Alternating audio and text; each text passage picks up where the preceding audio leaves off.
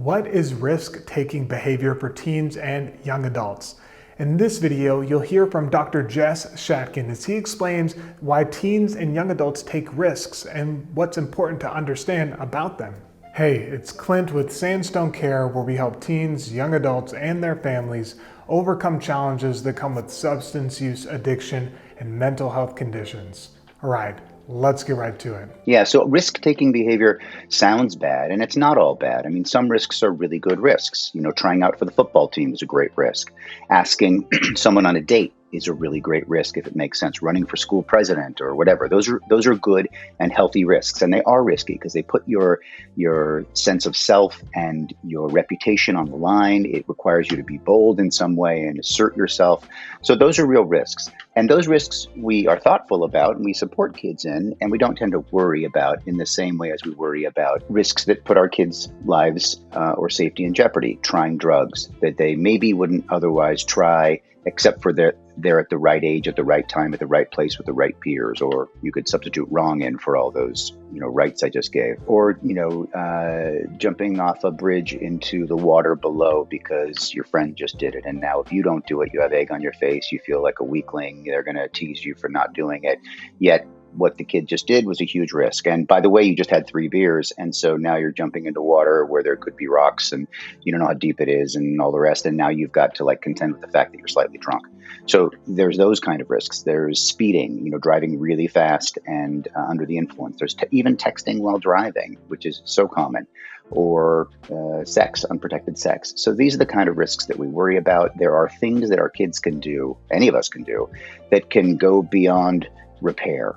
Suicide is beyond repair. Homicide is beyond repair. But, Grand Theft Auto, you can repair, an unwanted pregnancy. You can repair from those things. You can address those things, but they're not slam dunks. You go to jail, you go to prison, you go to juvenile detention. That's something you'll carry with you forever. You have an unwanted pregnancy, whether you have the baby or have an abortion or whatever you decide to do, that's something you'll carry with you forever. So some of these things are things from which we can't really come back the same person we were before. And so those are the things that we want to be cautious about and be thoughtful about.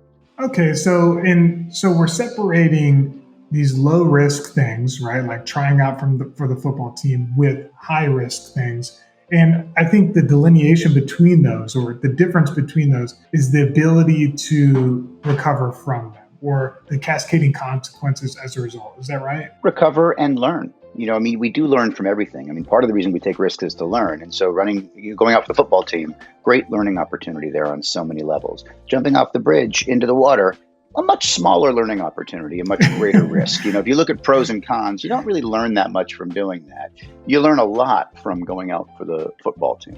All sorts of things about yourself, about your strength, about your ability, about your relationship with others, about team building. If you make the team, then all the learning that you do is part of not only the strategy of the game, but also connecting with other people and learning how to negotiate those relationships. Huge learning there. So yeah, I think that we don't learn equally from these things, and some of these things we just hope to survive. And we're driven for this. We'll get into it, I'm sure, but this is not by chance that this happens. This happens for very clear reasons that people take these risks. If you want to learn more about treatment options for you, your teen, or young adult, then tell us about your situation on a confidential call using the number linked up in the description box below, or live chat with us at sandstonecare.com.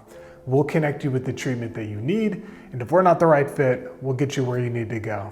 Be well, and remember that change is possible.